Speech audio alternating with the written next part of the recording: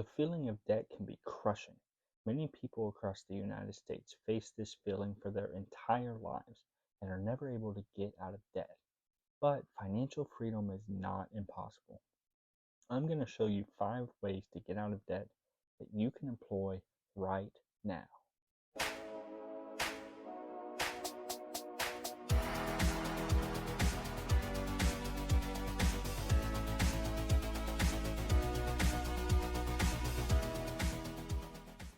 The first thing to do is to list out your debts. Use either a piece of paper or a simple Excel spreadsheet.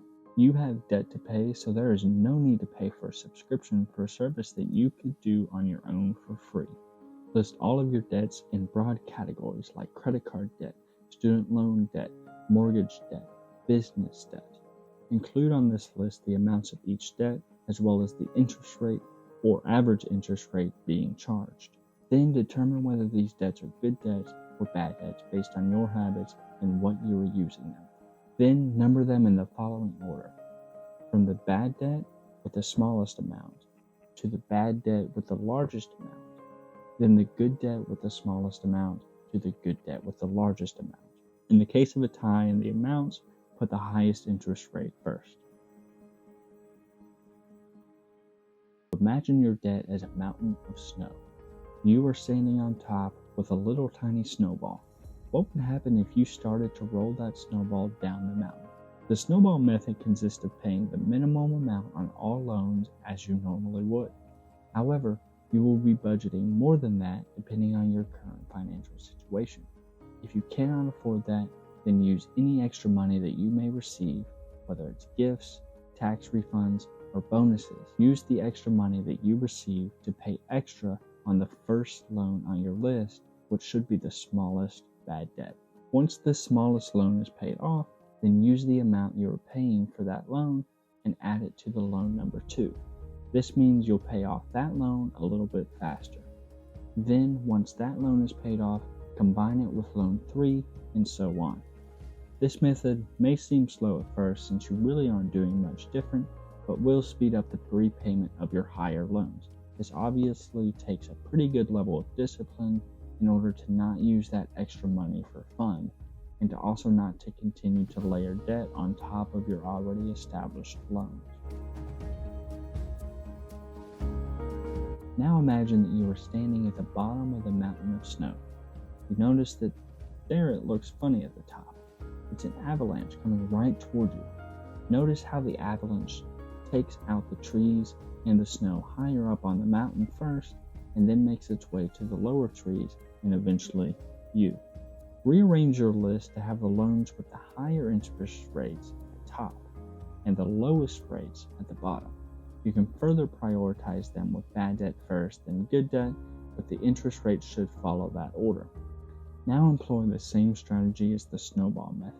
Pay any extra on the first debt, and then once that is paid off, direct that payment and any extra to the second debt, and keep moving all the way down. This method seeks to accomplish the exact same thing as the snowball method, but it emphasizes the interest rate as opposed to debt balance. This will allow you to pay less over time because the highest rates will go first and not as much interest will be charged. It's a personal preference which method you choose. If your high interest debts like credit cards are the majority, then you may want to use the avalanche method. If all the interest rates are relatively similar, then snowball may be the way to go. It is possible to consolidate loans through certain loan servicing agencies. The most notable of these is SoFi. For example, I consolidated all of my private student loans with SoFi. The benefits that I received are a lower interest rate, which reduced the amount that I would pay over time. Further, I actually got a tiny grace period where there was no interest charge on those loans while they were being transferred over. This may only be about a month. This is still time that you can make a dent in your loan. This also helps you clean up your loan repayment so that you can only have to make a few payments or one payment, and not so many that you possibly lose track. Shop around for the best interest rates and repayment plans, and you can use debt consolidation as a tool to make repayment easier, especially combined with either the snowball or the avalanche. Negotiating with creditors to reduce debt can be a proactive step towards managing your financial obligations. Not all creditors may be open to negotiation, but it's worth exploring the option. Each situation is unique, so it's essential to consider your circumstances and seek personalized advice when dealing with debt negotiations. Here are a few steps you can consider when approaching creditor negotiations. First, assess your financial situation. Before reaching out to your creditors, evaluate your overall financial position. Determine your budget, income, and expenses to understand how much you can realistically afford to pay. Next, contact your creditors. Reach out to your creditors directly to discuss your financial challenges and express your willingness to repay the debt. Be prepared to explain your circumstances and provide any supporting documentation if needed. Next, offer a realistic repayment plan that suits your financial capacity. This could involve reducing interest rates, extending the repayment period, or negotiating a lump sum settlement for a reduced amount. Make sure to outline the proposed terms clearly so that they can understand what you are trying to accomplish. If you find that negotiation is difficult or overwhelming, consider seeking help from credit counseling agencies or financial advisors. They can provide guidance, negotiate on your behalf, and help you explore debt management options. Once you do reach an agreement with your creditors, if at all, make sure to obtain written confirmation of the negotiated terms. This helps protect your rights and ensures both parties are aware of the responsibilities. Now, you may think that debt negotiation might be impossible, but in most cases, these creditors are willing to take a decrease in the amount that they'll get as long as they are guaranteed to get that money.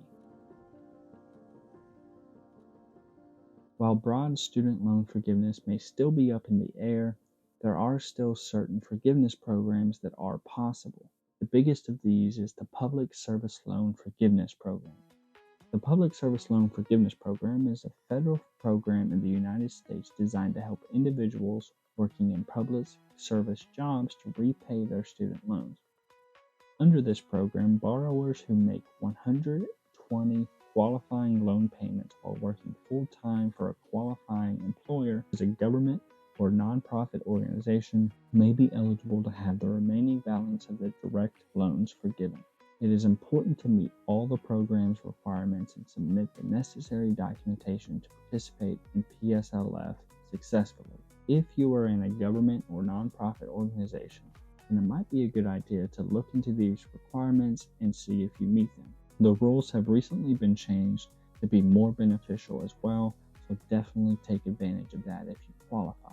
Again, using the Public Service Loan Forgiveness Program in conjunction with the snowball or avalanche method can be a very strong mix. So, fellow debt warriors, it's time to rise above. List your debts in order and use the snowball or avalanche method to demolish them, using various opportunities to make these loans go away quicker. Watch, learn, and take action.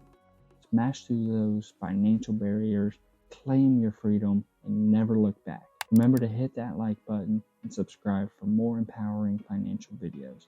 Together, we'll conquer debt and embrace a life of limitless possibilities.